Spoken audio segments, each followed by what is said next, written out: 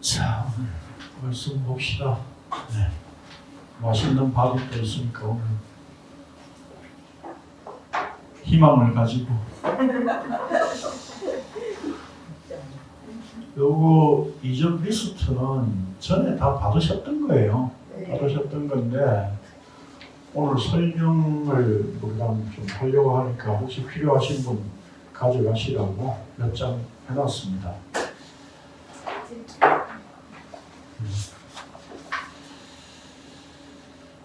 본문을 봅시다.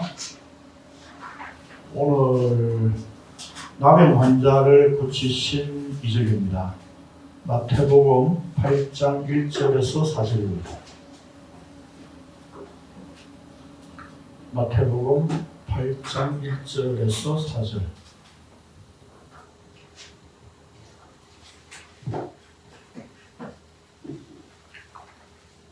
찾으셨죠? 네. 같이 읽겠습니다. 시작. 예수께서 산에서 내려오시니 수많은 무리가 따르니라. 한 나병 환자가 나와 절하며 이르되 주여 원하시면 저를 깨끗게 하실 수 있나이다. 예수께서 손을 내밀어 그에게 대시며 이르시되 내가 원하노니 깨끗함을 받으라 하시니 즉시 그의 나병이 깨끗하여진지라. 예수께서 이르시되 성가 아무에게도 이르지 말고 다만 가서 제사장에게 내 몸을 보이고 모세가 명한 예물을 들여 그들에게 입증하라 하시니라.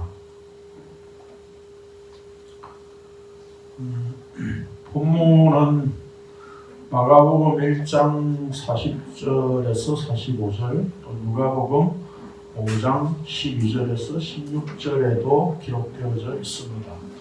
그런데 이 세 복음서가 별 차이 없이 거의 대동소이하게 기록되어져 있습니다. 교환을 봅니다. 어떻게 교환을 좀 읽으면서 설명을 드리는 게 낫나요? 아니면 우리가 수요일날 지난번처럼 하듯이 그냥 쭉 설명을 드리면 여러분이 중간중간에 교환을 이렇게 참고하시는 게 낫나요? 아니 뭐 스테레오로 이야기하지 마시고 한 사람씩 설명을 그냥 쭉 드리는 게 낫나요? 예. 그래.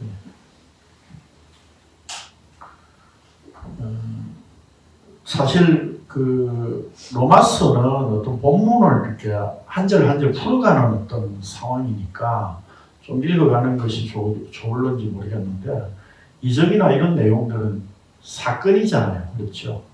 사건을 좀 이렇게 설명식으로 풀어드리는 게 오히려 더 좋을 것 같아서. 예.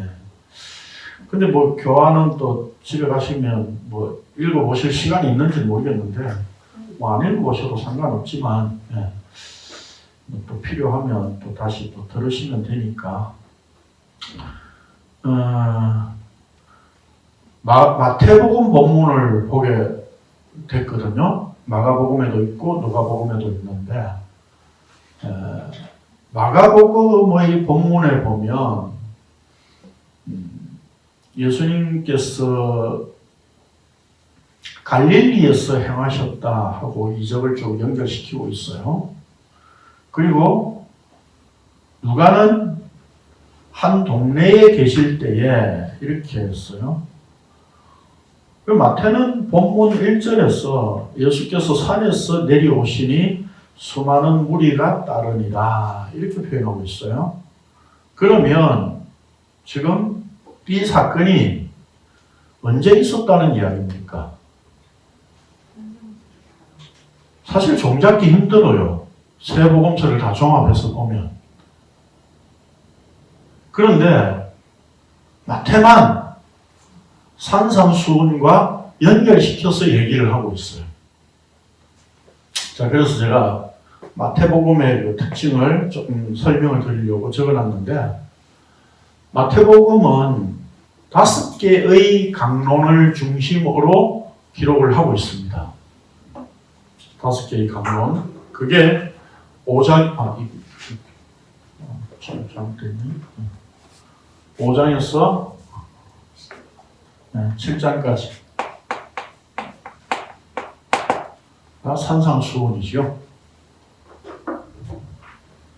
그리고 10장이 제자, 사도 파송, 그 다음에 13장이 천국 비유, 그 다음에 18장이 천국에 대한 강론, 24장, 25장이 종말론 강론, 그렇게 되어 있습니다. 이렇게 5개의 강론, 이게 뭡니까? 5개의 강론, 이게 뭘 견주어서 얘기를 하고 있는 거예요? 모세, 오경, 율법서 5권. 마태복음은 1차 독자가 유대인이라고 했죠. 그래서 유대인들이 익숙한 어떤 문학 형식, 그런 어떤 그 포맷을 가지고 설명을 하고자 하는 거예요. 그래서 이 사이사이에 이적을 기록을 하고 있습니다. 그게 마태복음의 형식이에요. 그러니까 모든 복음서들이 대체적으로 전체적인 흐름에서는 시간적인 순서로 기록되어 있는 게 맞아요. 예를 들면 예수님의 십자가 죽음을 맨 처음에 기록하거나 이렇게 하지는 않았잖아요. 그렇죠? 그런 어떤 큰 테마는 시간적인 흐름이 맞아요. 그러나 단순히 어떤 한 사건들, 말씀들 이런 것들은 어떤 문맥으로 연결시키느냐 하는 것은 마가와 마태와 누가의 복음서에서 서로 차이가 있습니다. 차이가 있다는 이야기는 뭐냐면 앞에 문맥과 뒤에 문맥과 연결시켜서 이 본문을 설명을 하는데 이 앞에 어떤 사건, 어떤 말씀을 연결시키고 있느냐라고 하는 것에서 차이가 있다 이 말입니다. 그런 점에서 산상수훈을 전혀 이야기하지 않고 있는데 다른 복음서 마태복음은 산상수훈에 연결시켜서 이 이적을 기록을 하고 있는 거예요. 그래서 제가 리스트를 나눠드려 오늘 뭐 또 필요하신 분 가져가시라고 해놨는데 여기 순서를 보면 나병 환자를 고치신 게 몇 번째 나오죠? 6번째죠. 1차 연도에 있었던 일입니다. 예수님의 공생애가 3년 반이라고 하는 것 정도는 아시죠? 네. 그런데 그 1차 연도에 나병 환자를 고치신 이적을 행하셨어요. 이게 이제 제가 설정한 건 아니고 오랫동안 성경학자들이 사복음서를 가지고 이렇게 연구를 했어요. 그래서 시간대별로 같은 말씀들 해가지고 이렇게 정리를 했어요. 그래서 사복음서 대조서라고 하는 책이 나와 있습니다. 그래서 예수님의 그 공생애를 전체 이렇게 시간대별로 이렇게 쭉 정리한 책이 있습니다. 성경학자들이 그런 어떤 순서는 거의 대체적으로 공감하고 다 의견이 일치합니다. 물론 사건들 하나하나 약간 이렇게 배치는 좀 다를 수 있지만 나병 환자를 1차 연도에 고치신 사건이죠. 그러면 우리가 알기로는 산상수훈이 마태복음의 일이 앞부분에 나오니까 예수님이 사역 시작하시면서 바로 산상수훈을 말씀하신 것처럼 인식되잖아요. 그렇죠? 그러나 사실은 언제 했느냐면 2차 연도에 하셨어요. 그래서 산상수훈을 말씀하신 그 이적 리스트에서 한 시점을 표시하라면 9번째와 10번 사이에 있죠. 안식일에 한쪽 손 마른 자를 고치신 것과 그 다음 109장에 종을 고치신 그 사이에 산상수훈이 위치를 합니다. 그러니까 시간적인 순서로 이야기를 하자면 나병 환자를 고치신 사건이 먼저 있었지요. 그리고 한참 후에 산상수훈을 말씀하셨어요. 그런데 마태는 산상수훈이 끝나고 산에서 내려오니까 나병 환자를 만날 수 있었다. 이렇게 기록을 하고 있다 이 말입니다. 그러니까 시간적인 순서는 거꾸로인데 요것을 문맥의 산상수훈을 말씀하신 이후에 만나신 사건으로 문맥으로 연결시키고 있다 이 말입니다. 이해되셨죠? 예. 그래서 제가 이제 말씀드리고 싶은 건 뭐냐면 마가와 누가복음에서는 분명하게 그 문맥을 통해서 나타나지 않은 내용인데 마태는 이것을 산상수훈에 연결시켜서 기록을 하고 있기 때문에 이 문맥을 통해서 우리는 마태가 나타내고자 하는 이 이적을 통해서 나타내고자 하신 하나님의 뜻, 의도를 더 명확하게 우리에게 전해주고 있다라고 하는 그런 뜻입니다.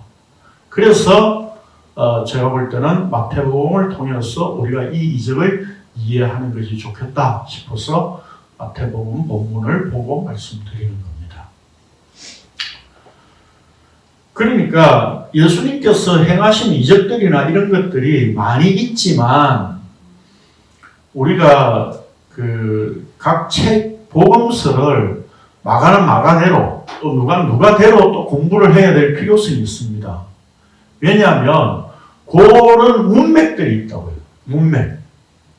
어떤 사건과 어떤 말씀과 연결시켜서 어떤 일을 행하셨느냐라고 하는 것이 그 문맥 속에서 또 기록자가 의도한 내용들이 있기 때문에 그런 겁니다. 그러니까 우리가 사복음서를 무조건 종합으로 공부를 하는 것도 좋지만 각 책의 그 복음서에 따라서 그 문맥 속에서 메시지를 어떻게 나타내고 있느냐 하는 것도 책별로 그래서 공부를 심도 있게 말씀을 이해하는 것이 필요하다 이 말입니다.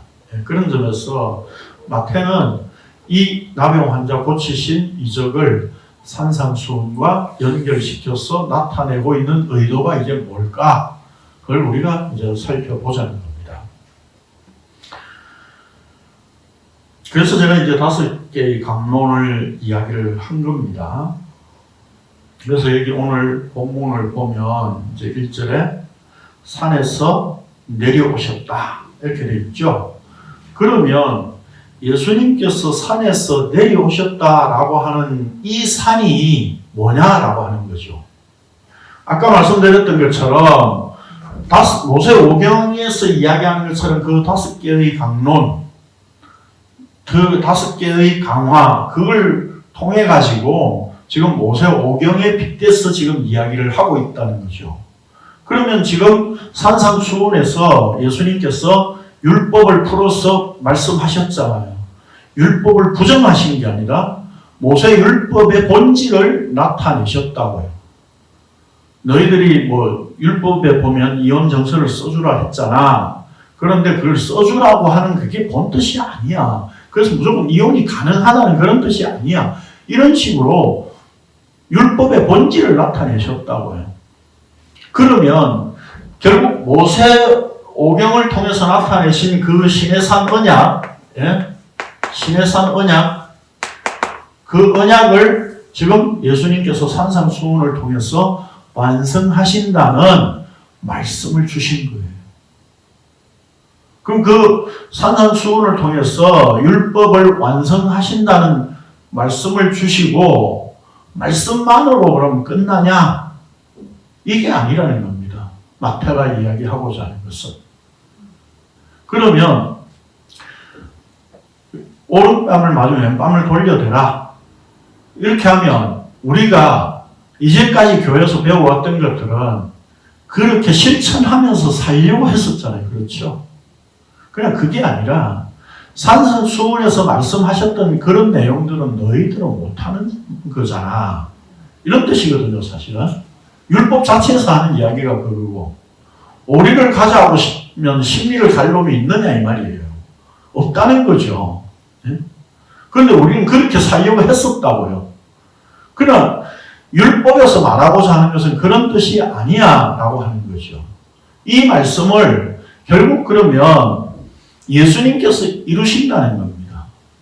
그래서 율법의 본질을 산상수훈을 통해서 설명하고 보여주시고 말씀하신 이후에 이제 산에서 내려오신 거예요. 그러면 산에 있었으니까 내려오는 거는 지극히 당연한 거 아니냐. 예? 등산하는 사람들 항상 말이 있지요. 산에 왜 올라가냐. 내려오려고 올라간다고. 예? 또 어떤 사람은 등산 안 하는 사람은 내려올 거 뭐하러 올라가냐고 그러잖아요. 근데 산에서 내려오셨다는 말은 산이 올라가셨으니까 내려오는 거는 지극히 당연하다라고 생각할 수 있을지 모르겠지만 산에서 내려오신 의도가 나병 환자를 고치신 것, 이 이적 속에 담겨 있다 이 말입니다. 그럼 산이라고 하는 것은 지난주에 변화산 하면서 설명을 좀 드렸었죠. 산은 뭡니까? 권세, 힘, 그런 거죠. 그러면 거기에 이중적인 의미가 들어있다고 했죠. 인간이 산으로, 권세자로, 인간의 나라가 그런 어떤 산으로, 권세로 나타내는 모습이 있다면 그 산은 하나님이 어떻게 하신다고요? 쳐서 박살내신다고요. 그 인간의 산을, 권세를, 힘을 하나님은 박살내시고 다른 새로운 하나님의 산에서 자신을 나타내신다고요.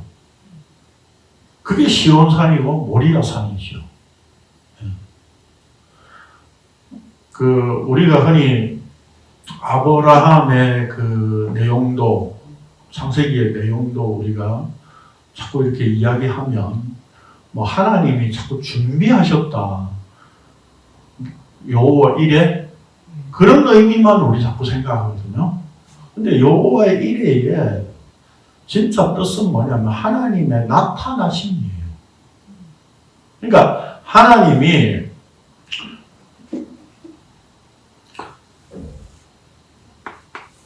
이게 이스라엘 지도 보면 아시죠? 이 브엘세바에서 모리아까지 3일 길이라고 그랬어요. 그러면 브엘세바에 있는 자리에서 그냥 제사를 하도록 하면 되잖아요. 근데 왜 모리아산까지 가냐 이 말이에요. 이 모리아산이 사실은 여기쯤 됩니다. 여기쯤. 예. 왜 모리아산까지 가냐 이 말이죠. 가도록 하시냐 이 말이에요. 거기서 하나님 자신을 나타내기를 원하셨다고요. 하나님. 그러면 그 모리아산을까지 가는 과정을 통해서 아브라함은 알았어요. 하나님이 어떤 분이신가. 요 과정 속에서만 아는 게 아니라 이제까지 갈대아 우르에서 자기를 여기까지 인도하시고 애국까지 갔다 온 이 모든 자기의 생애의 모든 과정을 통해서 하나님이 어떤 분이신가라고 하는 걸 알았다고요. 그래서 하나님이 이제 아브라함의 믿음이 진짜 있는지 없는지를 시험하기 위해서 아들을 바치라고 했겠습니까? 하나님이 그거 모르는 분이시겠습니까? 우리는 이제까지 교회에서 설교 들을 때마다 하나님이 아브라함의 믿음이 어떤지 보려고 시험했다고 자꾸 그렇게 이야기를 하는데 그런 아브라함의 믿음이 얼마나 성장했느냐를 시험하기 위해서 그런 게 아니라 하나님께서 시험하셨다는 것은 인간의 죄를 폭로하기 위함입니다. 그 인간의 죄를 폭로한다는 의미는 뭐예요? 우리가 시험을 보면 내 점수가 드러나잖아요. 그렇죠? 그 내 실력이 뽀록나는 거라고요. 들통나는 거라고요. 내 실력, 내 수준이 얼마나 되는지. 그게 시험이거든요. 그러면 여기서 결국 아브라함의 수준이 어디만큼까지 왔다? 아들을 바칠 수 있는 수준까지 왔다는 거죠. 그게 모리아 산 시험이에요. 그러면 그 모리아 산에 하나님께서 양을 따로 순양을 준비해놓고 계셨다고요. 그러면 아브라함의 믿음을 몰라서 시험한 것이 아니라 모리아 산이라고 하는 이곳을 통해서 하나님께서 나타내실 의도가 있었다고요. 그래서 역대하 3장 1절에 보면 솔로몬이 여기에다가 성전을 건축하죠. 그렇죠? 이 모리아 산, 이게 예루살렘 산이거든요. 예루살렘 언덕이죠. 그러면 결국 그 성전이라고 하는 것이 뭡니까? 진짜 성전은 예수 그리스도잖아요. 구약에 신의 산에 사는 게 율법을 주시면서 성막을 지으라고 하고 솔로몬을 통해서 성전을 건축하시고 또 바빌론 포로에서 다시 돌아와서 스룹바벨 성전을 세우도록 하신 이 모든 것들은 뭡니까? 성전이신 예수 그리스도를 보여주고 설명하기 위한 것이었다고요. 그러면 결국 진짜 성전이신 예수 그리스도 그분이 이 땅에 오실 것을 나타내는 차원에서의 계시라고요. 이 성전이라고 하는 구약의 계시가.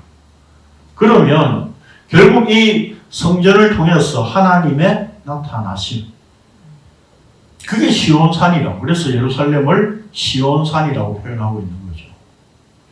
그러면 결국 그 산이라고 하는 의미는 뭡니까? 하나님 자신의 권세, 힘에 의해서 자신을 나타내는 그런 의미가 담겨 있는 게 예루살렘 성전이라고.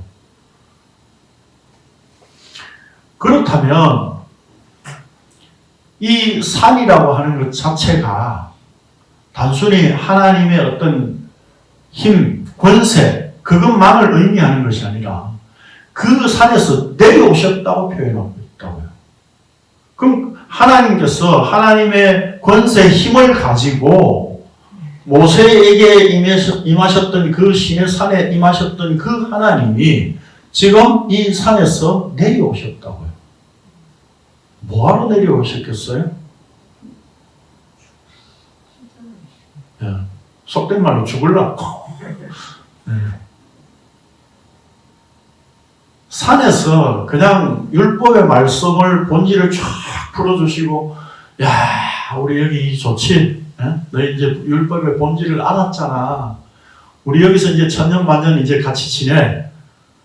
그런 내용이 아니라고요. 산에서 내려오셨어요.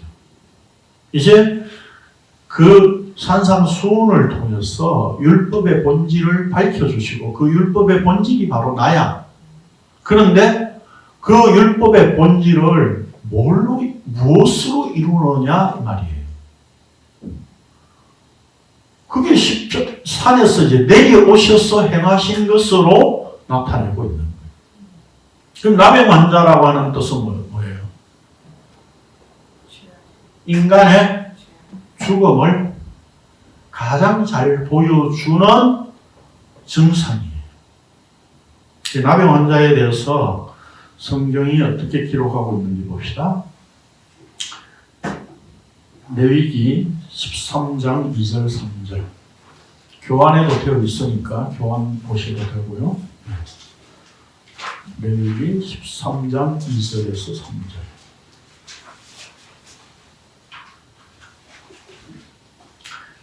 읽겠습니다. 시작. 만일 사람이 그의 피부에 무엇이 돋거나 뾰루지가 나거나 색점이 생겨서 그의 피부에 나병 같은 것이 생기거든 그를 곧 제사장 아론에게나 그의 아들 중 한 제사장에게로 데리고 갈 것이요 제사장은 그 피부의 병을 진단할지니 환부의 털이 휘어졌고 환부가 피부보다 우묵하여졌으면 이는 나병의 환부라 제사장이 그를 진찰하여 그를 부정하다 할 것이요. 나병, 피부병이 생겼어. 이렇게 되면 제사장이 진단을 해가지고 이게 나병이야, 피부병이야 라고 하면 어떻게 한다고요? 민수기 5장 2절 3절에 보면 진 밖으로 쫓아냈어요. 이스라엘이라고 하는 의미는 뭐죠? 이스라엘, 이 다른 나라와 결정적으로 다른 차이가 뭡니까? 다른 점이 뭐예요? 하나님의 언약이 주어진 백성이죠. 그렇죠? 그러면 진 밖으로 쫓아냈다는 이야기는 뭡니까? 하나님의 언약에 합당하지 않는 모습이야 이 말이에요. 그래서 나병 환자라고 하는 것은 옛날에 우리 성경에는 문둥병자라고 되어 있죠. 번역했죠. 네. 그거나 요즘 표현이 그냥 달라져서 그렇게 한 건데, 결국 문둥병자, 나병 환자라고 하는 것은 이 겉으로 썩어져 가는 것이 이렇게 보이는 병이에요. 그렇잖아요? 보이는 병이에요. 그러니까 썩어 가는 모습이 보여진다는 건 뭡니까? 살아있는 상태가 아니라는 거죠. 사람은 살아있는 것 같이 보이지만 그게 바로 죄라는 겁니다. 그게 하나님의 언약에 합당하지 않는 것이기 때문에 진 밖으로 제외가 된다 이 말입니다. 결국 진 밖으로 제외를 함으로 말미암아서 하나님의 언약 안에는 죄가 용납될 수 없다라고 하는 것을 보여주는 거예요. 그런데 이것을 다시 회복하는 방식이 뭡니까? 교환 3페이지에 보면 있습니다. 거기 성경 구절 레위기 그 밑에 제가 좀 읽어보죠. 그러다가 진 밖으로 쫓겨났다가 이제 깨끗하게 되면 제사장은 진 밖으로 나가 진단하고 정결한 새 2마리를 취하여 1마리는 흐르는 물 위 질그릇 안에서 잡고 그 피를 찍어 나병 환자에게 7번 뿌리고 살아있는 새는 들에 놓아준 후에 자기 장막 안에서 7일을 거하였다가 8일째 되는 날에 제사를 하는데 흠없는 어린 순양을 기름과 함께 속건제로 지냅니다. 그러니까 이게 이중적인 의미가 있죠. 새는 1마리는 죽어야 되고 1마리는 놓아주는 거예요. 그러니까 그 놓아준다라고 하는 의미는 뭐예요? 자유함을 누린다라고 하는 것은 이 1마리의 죽음으로 말미암아 자유함이 주어진다는 의미예요. 네. 그 다음 봅니다. 그리고 또 1마리의 흠없는 어린 양을 잡아 속죄제로 드린 후에 속건제로 드린 제물의 피를 취하여 정결하게 된 자의 오른쪽 귓뿌리와 엄지 손가락과 엄지 발가락에 바르는데 이는 제사장 위임식과 같은 제사의 형식입니다. 이게 뭐냐면 제사장으로 세울 때 이렇게 제사를 지내요. 그러면 엄지 발가락과 엄지 손가락에 바른다는 이야기는 뭐냐면 오른쪽 귓뿌리 이건 뭐예요? 종으로서 내가 주인이 자유를 주었는데 나 자유하지 않으면 난 주인에게 계속 기속되겠습니다. 나 종으로 계속 일하겠습니다. 라고 하면 길을 뚫잖아요. 그렇지? 이 길을 뚫는다는 이야기는 주인의 말씀만 듣겠다는 얘기예요. 그리고 그 길을 지금 오른쪽 귓뿌리와 엄지 손가락과 엄지 발가락에 피를 바른다는 이야기는 이제 이 제사장과 같은 존재가 된다라고 하는 뜻이에요. 이렇게 해서 제사장으로 세워서 일하게 하거든요. 제사장의 직무를 하게 하거든요. 이 제사장 위임식의 제사와 같은 형식으로 지금 나병 환자를 회복시키는 제사를 지금 표현하고 있는 거예요. 그러면 나병 환자가 이렇게 해서 다시 진 안으로 고침받았으면 진 안으로 들어올 수 있다는 이야기는 뭐예요? 제사장과 같은 상태가 됐다 이런 얘기예요. 제사장과 같은 상태가 됐다는 이야기는 제사장과 하나라는 뜻입니다. 그러면 지금 예수님께서 나병 환자를 고치시고 여기에 지금 이 사람에게 뭐라고 이야기합니까? 깨끗함을 받으라 라고 하시고 깨끗하게 되어졌다고 그랬잖아요. 그 다음에 4절에 보면 아무에게도 이르지 말고 다만 가서 제사장에게 내 몸을 보이고 모세가 명한 예물을 드려 그들에게 입증하라 하시니라. 단순히 이제 내 고침 받았으니까 제사장한테 가가지고 이제 네가 이제 나병 환자가 아니라고 하는 어떤 증명서를 받아라 이런 뜻일까요? 그렇게 만약에 행한다면 그것은 율법으로 그냥 끝나버리는 거예요. 율법을 행하는 것으로 끝나버리는 거예요.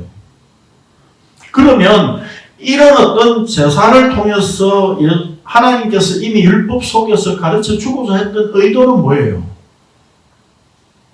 진짜 대제사장이신 그분과 같은 상태가 되고 하나 되어야 된다라고 하는 의미를 율법 안에서 가르쳐주고 보여주셨던 거예요. 그래서 제가 늘 말씀드리죠. 율법도 복음이라고. 율법 속에서 앞으로 오실 대제사장이 오시면 우리를 이렇게 하나 된 상태로 만들 거야 라고 하는 것이 율법 속에서 주신 메시지였다고요. 그러면 이 나병 환자가 이 일을 통해서 뭘 확인해야 되는 겁니까? 나를 깨끗하게 하신 그분이 진짜 제사장이네? 라고 확인을 했어야 된다 이 말입니다. 그거 확인하라는 겁니다. 그러니까 네가 나병 환자로서 고침 받았으니까 제사장에게 가가지고 이제 네가 이제 정상인이 됐다는 라이센스를 받아라. 이런 얘기가 아니다 이 말입니다. 단순하게. 제사장에게 가서 나병 환자가 고침 받은 것을 이제 확인함으로 말미암아서 나를 깨끗하게 하신 그분이 피를 흘리실 것이냐? 그 피를 흘려서 피를 바르는 이 제사를 통해서 피를 흘리시는 그분이 제사장이시네 라고 하는 것을 확인하라는 겁니다. 그러면 결국 나병 환자를 고치신 이 사건을 통해서 예수님이 말씀하신 내용을 통해서 우리는 확인할 수 있는 겁니다.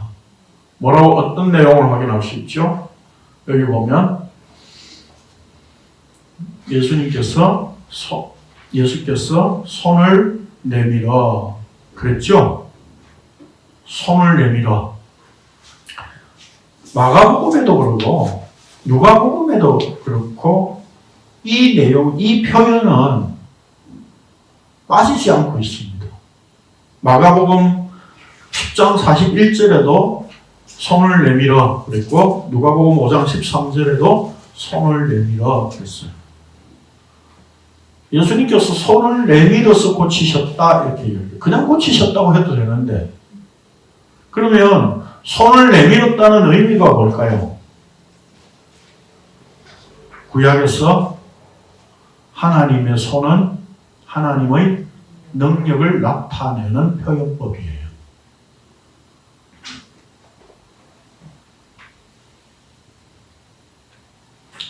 그게 어디 나오느냐면 출애굽기 15장 봅시다. 교환에 되어 있는데 출애굽기 15장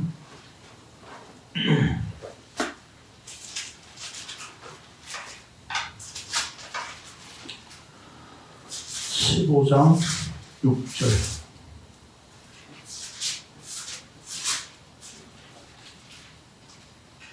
네, 같이 읽읍시다.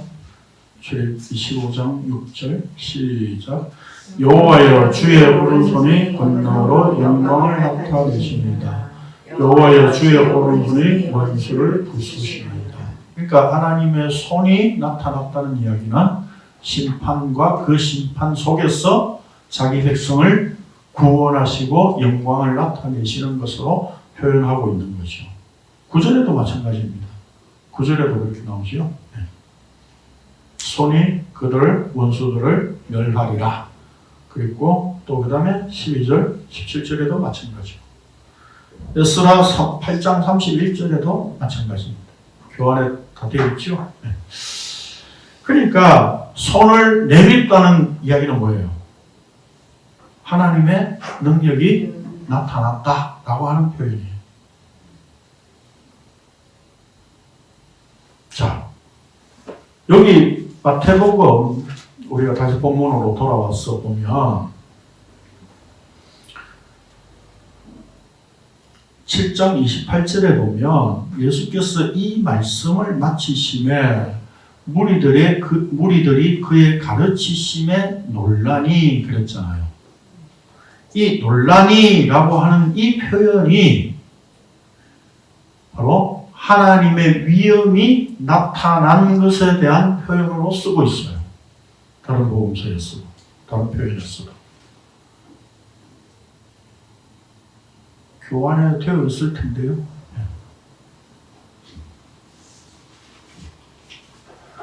네. 1페이지에 나오죠. 네, 1페이지에 네, 밑에서 두 번째 문단에 보면 참고해가지고 누가복음 9장 43절, 사도행전 13장 12절인데 한번 찾아봅시다. 누가복음 9장 43절.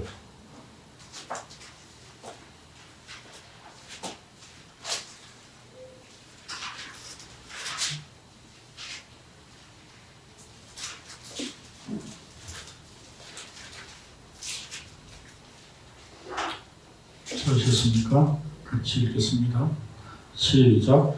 사람들이 다 하나님의 위엄에 놀라니라. 그러니까 여기 놀란다는 말은 뭐가 나타났다는 겁니까? 하나님의 위엄이 나타났다. 그 다음에 사도행전 13장 12절.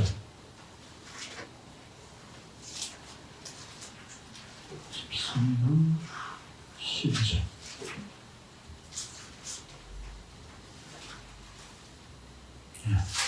같이 읽겠습니다. 사도행전 13장 12절. 시작. 이에 총독이 그렇게 된 것을 보고 믿으며 주의 가르치심을 놀랍게 여기니라. 그러면 지금 이 놀랍다는 표현이 하나님의 하나님 되심이 나타난 것이라고 그랬죠. 하나님의 위엄. 그러면 여기 지금 예수님의 산상수훈의 말씀을 마치니까 사람들이 놀랬어요. 놀랬다는 이야기는 뭡니까? 아, 이게 진짜 하나님의 나타나심이군요. 라고 하는 것은 인지를 적어도 했다는 뜻입니다. 네. 그런데 그게 실질적으로 자기들에게 나타나는 것으로 그들은 받아들이지 않았죠.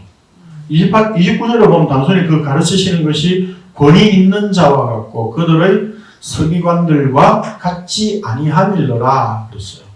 그러니까 적어도 우리가 율법 선생이라고 하는 사람들이 가르치는 거하고는 이 차원이 다른 말씀이구나라고 하는 것 정도는 알았다 이 말입니다. 그래서 예수님께서는 일부러 손을 내밀어서 하나님의 능력이 나타나는 것으로 보여주고 있는 거예요. 그러니까 단순히 하나님이 산 위에서 말씀만 하는 하나님이 아니라 산 아래에 내려오셔서 실질적으로 죄인을 깨끗하게 하실 수 있는 능력, 위엄을 예수님께서 말씀 그대로 산상수훈에서 말씀하셨던 그 놀라운 말씀 그대로 실질적으로 자기의 이적을 통해서 나타내 보여주고 있었던 것이다 이 말입니다. 놀랍지 않습니까? 안 놀래요? 예수님은 단순히 그냥 산 위에서 말씀만 하고 끝난 게 아니에요. 나병 환자를 고치시는 일을 통해서 손을 내밀어서 하나님의 위엄, 능력을 직접 나타내시고 보여주셨다고요. 그래서 제가 예전에 비유할 때에 말씀드린 게 그거죠. 비유, 그 다음에 이적 이렇게 하면 비유는 말씀이고 이적은 행위죠. 행위. 그럼 결국 이게 하나님의 말씀이라는 뜻입니다. 히브리어의 다바르라고 하는 말씀이라고 하는 그 단어는 하나님의 말씀 이럴 때에 하나님은 말씀하고 행동 안 하고 하는 이 행동과 말씀이 분리되는 내용이 아니다 이 말입니다. 그런 점에서 예수님께서 비유를 하시고 행위를 보여주셨다는 이야기는 하나님의 말씀 안에는 하나님이 직접 행하시고 그것을 완성하신다는 의미가 담겨 있는 거예요. 그래서 마태는 이 말씀, 이적, 말씀, 이적, 말씀, 이적 이렇게 나타내고 있는 거예요. 그게 하나님의 말씀이에요.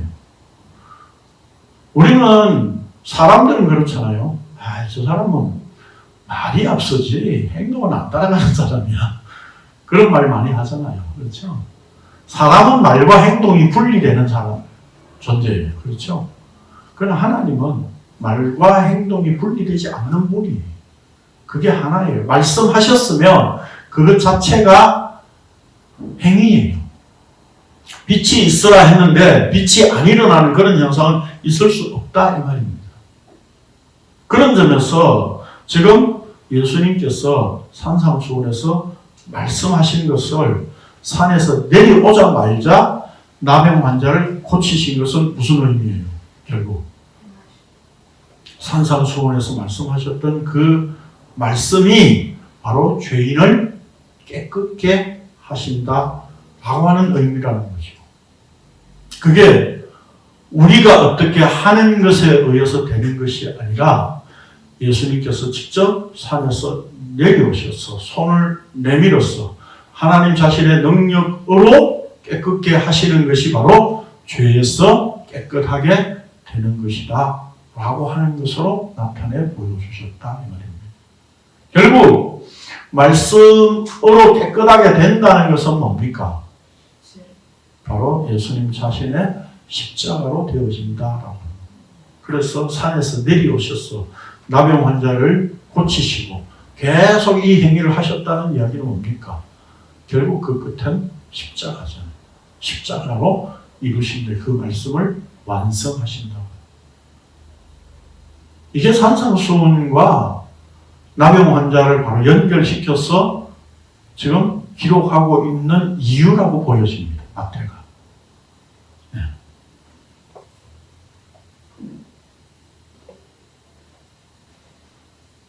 자, 그러면 우리가 본문을 볼 때는 예수님이 산에서 내려오시니까 나병 환자가 나아왔다 이렇게 돼 있죠. 그렇지만 실질적으로 뭡니까? 나병 환자가 나아오도록 예수님께서 만드시고 그를 만나기 위해서 지금 산에서 내려오신 거다 이 말입니다. 그런데 여기 예수님이 뭐라고 말씀하시죠? 내가 원하노니 그랬죠. 하나님의 원하심이 어디에 있어요? 깨끗함에 있어요. 그 깨끗함의 의미는 뭐예요? 죄를 사해 주시는, 죄에서 깨끗하게 만드시는. 단순히 나병에서 깨끗하게 된다는 의미가 아니라 죄에서 깨끗하게 된다는 의미로 말씀하고 있는 거다 이 말입니다. 그러니까 죄에서 깨끗하게 되는 그것은 누구의 원하심이어야 되는 거예요? 예수님의 원하심이다 이 말입니다. 그리고 십자가를 지셨어요. 그러면 결국 그 십자가는 하나님의 원하심이지 우리가 요청하거나 그 십자가를 원했던 것이 아니었다 이 말입니다. 언제 십자가 원한 적이 있었어요? 인간 편에서 하나님 오셔서 우리를 위해서 죄를 위해서 좀 죽어주십시오 라고 요청한 적이 있었느냐 이 말이에요. 인간 중에서는 아무도 없었습니다. 아무도 없었습니다. 하나님께서 친히 계획하시고 말씀하시고 그대로 실행하신 겁니다. 그래서 구원은 우리 인간 편에 달려있는 게 아니에요. 하나님 편에서 말씀하시고 계획하시고 말씀하시고 실행하신 거예요. 그리고 그 원하심을 내가 원하는 게 뭔지 봐라. 내가 너희들을 죄에서 깨끗하게 하는 거야. 라고 하는 이 나병 환자를 고치신 이적을 통해서 그걸 나타내서 지금 말씀하고 보여주고 계신 거다 이 말입니다. 그런데 우리는 그 죄에서 깨끗하게 하기를 원하시는 그 주님 앞에 가서 우리는 뭐합니까? 하나님, 이거 내가 좀 돈 좀 필요한 돈 좀 주십시오. 예? 이번 한 건만 내가 하면 내가 주일 나빠지고 이제 열심히 이제 교회 봉사하겠습니다. 이건 뭐예요? 그래지요. 흥정이요. 너 그거 주면 나도 이거 줄게. 이거잖아요. 그래고 흥정이에요. 그걸 우리는 신앙이라고 이제까지 속아왔었습니다. 오늘 한국 교회는 그런 거래를 하도록 자꾸 만듭니다. 그렇잖아요. 하나님은 그런 걸로 거래하시는 분이 아닙니다. 은혜를 베푸시는 분이지. 하나님은 은혜를 베풀어 주시는 분이에요. 너 내가 이거 줄 테니까 너 나한테 이거 할래? 라고 하신 적이 없다 이 말입니다.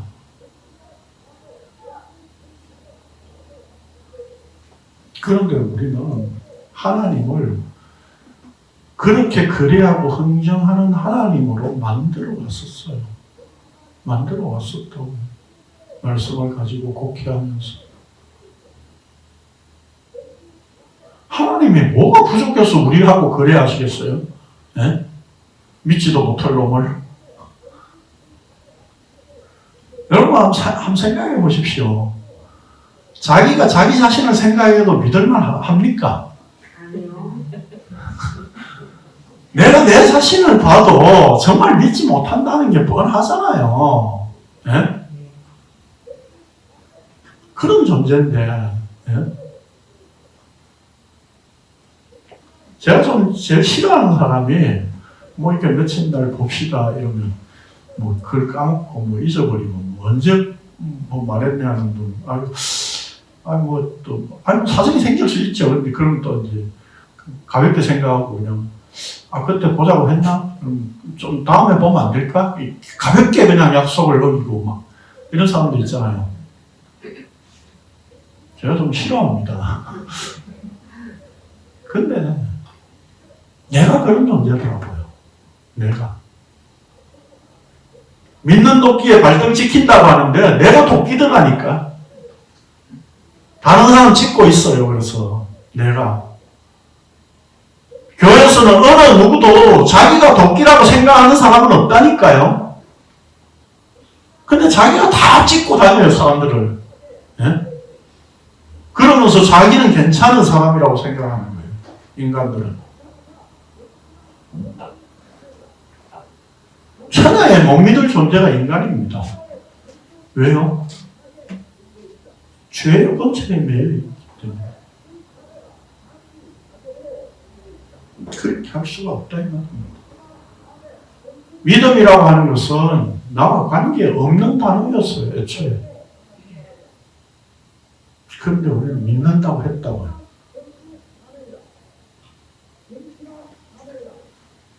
그래서 하나님께서 이 땅에 오셔야만 되었던 거예요.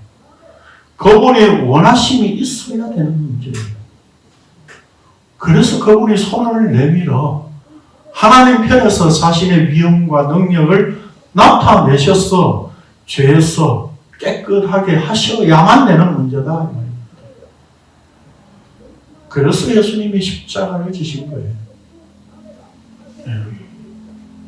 본문을 4페이지에 맨 끝에 성경 본문 디도스 해놨죠. 읽어봅시다. 같이 시작. 그가 우리를 대신하여 자신을 주심은 모든 불법에서 우리를 속량하시고 우리를 깨끗하게 하사 선한 일을 열심히 하는 자기 백성이 되게 하려 하신다. 우리의 관심사, 우리의 해석에, 성경 해석에 초점, 사람들이 줄 끊는 데는 어디입니까? 열심히, 선한 일을 열심히 하는, 여기에 우리가 끄어왔었죠. 그러나 그 앞에 정말 중요한 게 모든 불법에서 우리를 속량하시고 깨끗하게 하셨다는 것이 전제되지 않으면 선한 일이라고 하는 것은 우리와 관계없는 일이었다 이 말입니다. 선한 일은 주의 일이지 내가 하나님께 선한 일이 아니에요.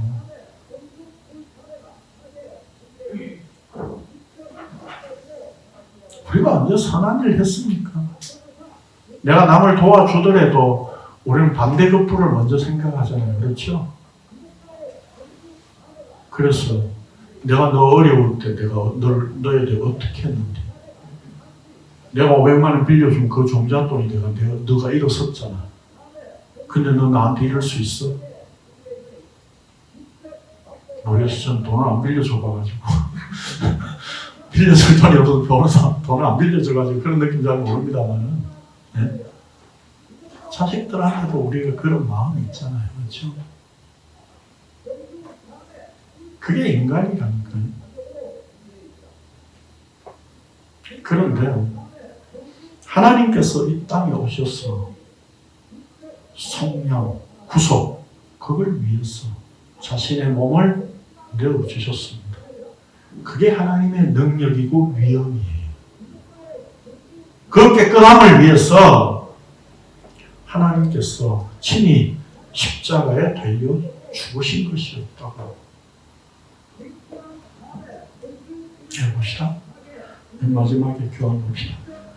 자기 백성들을 천국에 들어갈 수 있는 자로 정결하게 만드시는 일은 예수님의 십자가 죽음으로서만 가능하고 그 죽음에 합류된 자의 깨끗함을 보여주시기 위하여 나병 환자를 고치셨습니다. 이런 점에서 나병 환자를 고치신 이적은 예수님 자신의 십자가를 보여주신 것이었습니다. 따라서 예수님께서 내가 원하노니 깨끗함을 받으라 라는 명령은 우리에게 깨끗하게 되기 위해서 무엇인가를 하라는 의미가 아니라 이미 예수님께서 선포하신 말씀의 능력 안에 있다는 의미이고 그것이 곧 십자가의 능력이다라고 하는 것입니다. 저보다 더 크게 떠드는 분이 밖에서 더 크게 떠드는 결국 무슨 얘기입니까? 예수님은 나병 환자를 깨끗하게 하셨다. 그래서 우리의 병도 고칠 수 있다. 이런 의미가 아니라 나병 환자를 깨끗하게 하심으로 구약에서 율법에서 나병 환자를 어떻게 대해야 되고 그가 회복되는 과정이 무엇으로 되느냐라고 하는 것으로 이미 복음 설명은 다 하셨다고 율법에서. 그런데 이스라엘 백성들은 어떻게 했습니까? 그것을 문자적으로 지키면 살 수 있다고 생각을 했던 거죠. 그래서 예수님께서 산상수훈에 율법을 풀어서 말씀하셨고 본질을 말씀하셨고 그 산에서 내려오셨어요. 다른 말로 하면 신의 산에 임하셨던 그 하나님이 이제 산에서 내려오셨어. 내가 십자가 죽어야 이 문제가 다 해결돼 라고 하는 뜻을 나병 환자를 고치신 것을 통해서 보여주신 것입니다. 그게 바로 죄에서 깨끗함을 얻는 비결이고 방법이라는 겁니다. 결국 그 죄에서 깨끗함을 얻는 정결하게 되는 비법, 방법은 뭡니까? 내 쪽에 있는 것이 아니라 십자가에 있군요 라고 하는 것을 우리는 이 본문을 통해서 확인할 수 있어야 하는 겁니다. 그래서 산에서 내려오셔서 병자를 고치시고 그 길을 계속해서 가셨습니다. 어디까지? 십자가까지. 십자가에서 죽으심으로 하나님의 능력으로 깨끗하게 하시는 것이 바로 십자가 능력으로 나타내신 것입니다. 이게 이 이적의 의미예요. 그래서 이 이적 역시 뭡니까? 표적이죠. 뭘 보여주는 표적이라고요? 십자가를 보여주는 표적이라고. 그럼 우리가 이제까지 말한 그 공식을 다시 한번 적용해 봅시다. 이 이적을 통해서 첫 번째, 우리의 인간의 한계, 죄를 폭로한다고 했어. 그게 뭡니까? 우리는 깨끗하지 않다는 것이고, 우리가 깨끗하지 않은 존재가 깨끗하게 하려고 율법의 그 제사의 내용을 우리가 문자적으로 그대로 지키던 그런 존재였다 이 말입니다.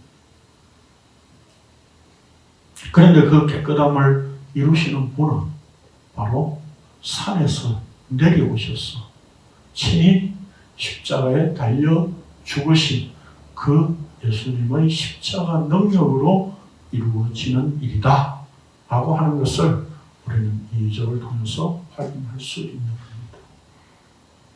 그런 점에서 오늘 우리가 이 이적 역시 우리가 이제까지 이야기했던 그 공식에 딱 들어맞는 거죠. 결국 그럼 뭡니까? 나병 환자는 누굽니까? 바로 나 자신이죠. 나 자신이죠. 이게 멀쩡합니까? 이게 썩어져 들어가는 것으로 보여져야 되죠. 그렇죠? 아, 내가 죽은 존재군요. 내가 나병 환자이군요. 그러나 내가 내 자신을 깨끗하게 하려고 교회 다니면서 이제까지 그렇게 생활했었잖아요. 예? 깨끗하게 하려고 새벽기도 열심히 하고 때 덜쳐없고 말이죠. 없는 돈 끌어다가 아울리치 간다고 막 그 돈 대고 막 그래가지고 그 어려운 지역에 가가지고 빵 나눠주고 이렇게 하면서 내가 선한 일을 한다고 그 자신을 깨끗하게 한다고 우리는 그렇게 생각을 했었잖아요. 근데 그게 우리 자신을 깨끗하게 하는 것이 아니라는 겁니다. 십자가 능력만이 깨끗하게 하시는 이 하나님의 일하심을 우리 마음속에 담아주신 것이 은혜입니다. 이 하나님의 일하심을 십자가의 능력 은혜를 우리의 마음속에 지금 담아주셨다. 이 십자가가 믿어졌다는 것은 바로 그 능력을 담아주신 거예요. 그 능력 안에 우리가 이제 깨끗함을 얻는 그런 존재가 됐다고요. 뭘로 다른 걸로 더 깨끗하게 할 수 있겠습니까? 무엇으로 우리 자신을 더 깨끗하게 할 수 있겠냐고요. 우리의 종교적인 행위들은 그래서 이제 다 의미 없는 것들이 되어버렸다고요. 기도 얼마나 해야 깨끗하게 되겠습니까? 금식 얼마나 해야 우리가 경건하게 되겠습니까? 네? 그냥 다이어트를 위해서 금식한다는 게 이해돼요. 그렇게 하세요. 그냥 금식하세요. 근데 그걸 금식이라고 하지 말고 그냥 단식이라고 하세요. 그러면 되잖아요. 다이어트 때문에 금식하면서도 내가 주를 위해서 금식한다고. 착각하죠. 제가 아침 안 먹은 지 참 수십 년이 됐습니다. 그 아침 안 먹는다니까 사람들이, 목사님들이, 제가 아는 분들이 그래요. 아침 금식하시는군요. 아니, 나 그냥 먹는데요. 그냥 안 먹는 건데요.